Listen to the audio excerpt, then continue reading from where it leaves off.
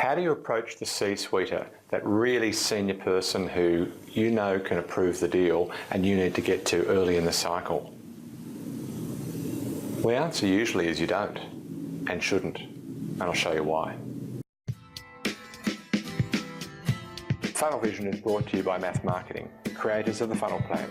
Math Marketing is the source of the 1, 2, 3 of B2B. Often the person who can approve the deal is not the person who actually has the problem that your deal is going to fix. Let me explain.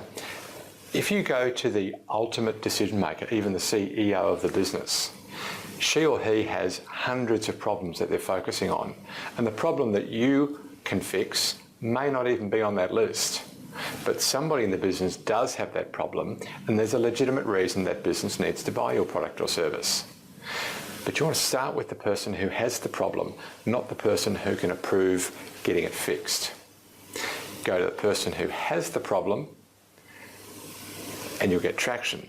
Go to the person who can approve the decision and you may not get traction. I'll show you in this blog how to find the right kind of business and the right kind of person within that business to begin your journey with.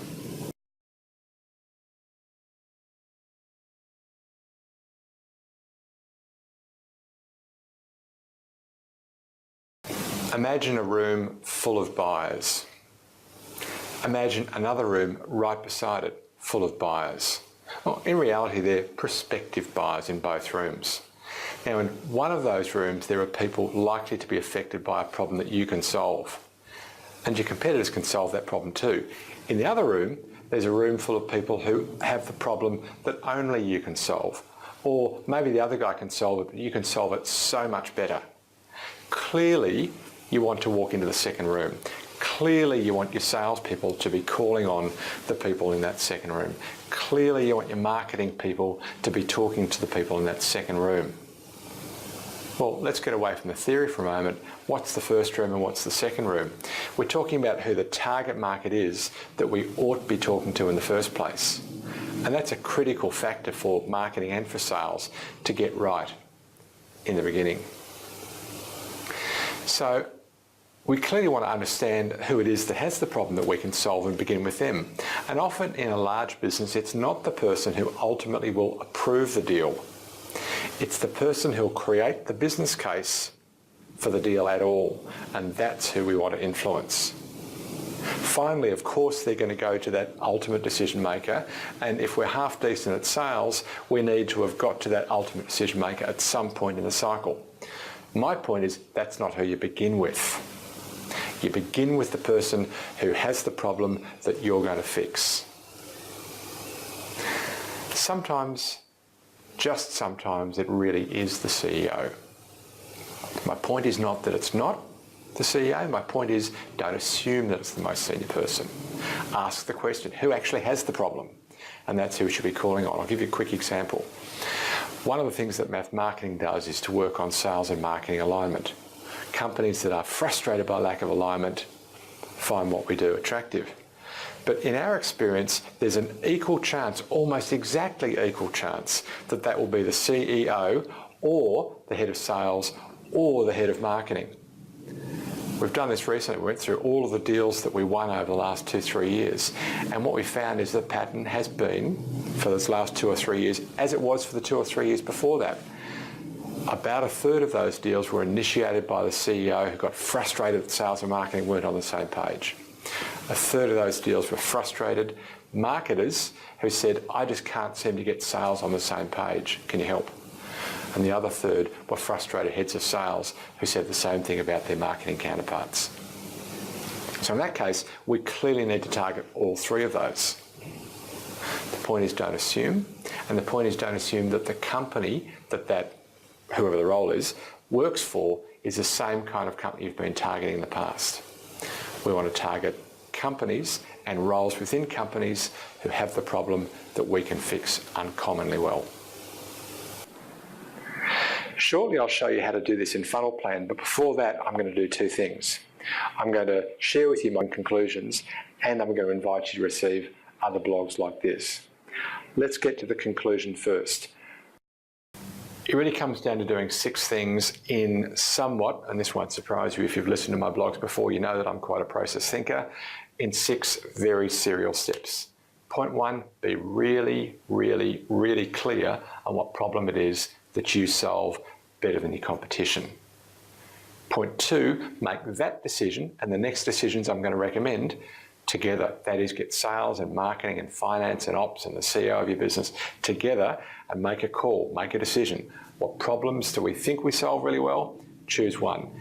I'll include a link here in the blog to the most recent video blog that I did on how to choose that problem, if you haven't already watched that. But my second suggestion is choose the problem well together. Okay, next, make a list of the common characteristics of the kind of business that problem really affects.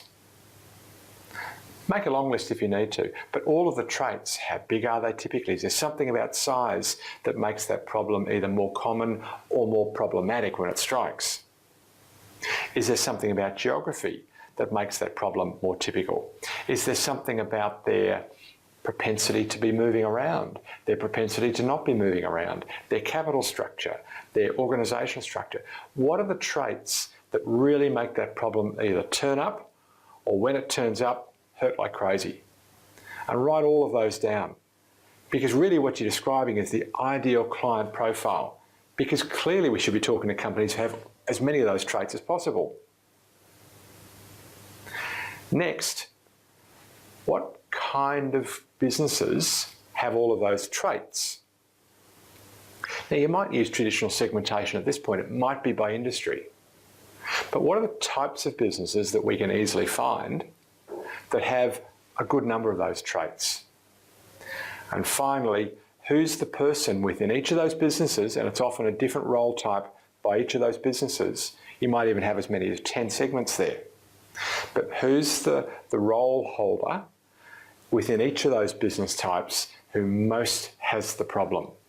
Once again, it's not the decision maker necessarily, it's the person who has the problem, because they'll take us to the decision maker. Well, if you enjoyed this blog, then likely you'll enjoy others. If you haven't already, can I invite you to subscribe to receive this blog? Go to mathmarketing.com/blog and either subscribe to the twice a week blog, or if you prefer, the once a month, which has a recap of all the key blogs from the month. Frankly, what most people do is subscribe to both, and you're welcome to do that. Now, if you prefer, you can also subscribe to the YouTube channel here and can consume these blogs in that way. Now, if you have already, but you've got a colleague who hasn't, then now would be a great time to invite them, and I'd be so grateful if you do that. Why don't you do that now? Either subscribe or flick it along to a friend. Come back and I'll show you how we do that in Funnel Plan. Well, let's begin with the output of the funnel plan itself. Way too small a font for you to read right now, but you can see that in the funnel plan we've got the strategy in terms of the objectives, what we're trying to sell through, who we're trying to sell through, the ideal client profile, target segments, velocity and tactics. Today we're obviously talking about strategy, and specifically what does the ideal client look like and where would we find them. Let's take a look at that in the funnel plan software. Start by going to plans, and I'm going to choose my blogging video plan here.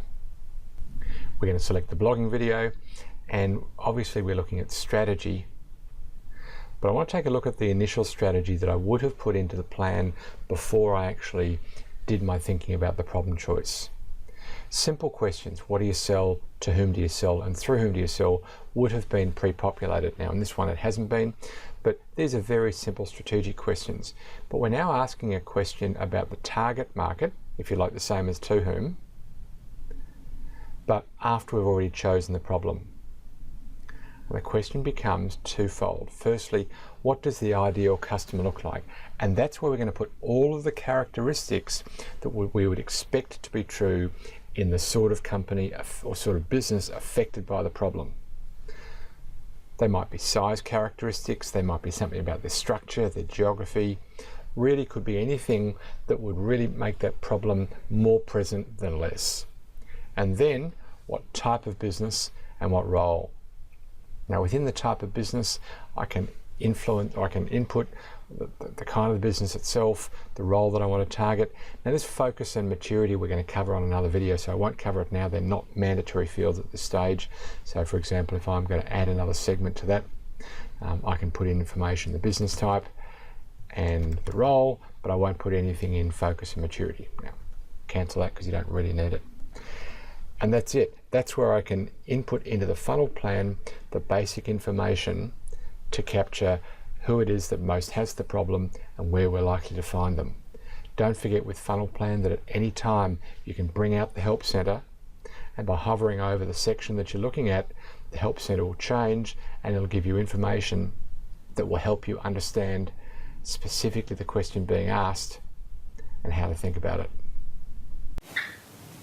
In next week's show, I'll show you how to deal with that pattern. Now imagine you've identified 6 or 7 or 8 or 9 different target segments, and they're all quite different. But there are common characteristics about each of those segments. And we'll look at what is it about those segments that impacts our strategy. And it's the maturity. How mature are they when they go to buy a product like this? And what impact does that have on our strategy? I'll show you how to do that next week. But for now, may your funnel be full and always flowing.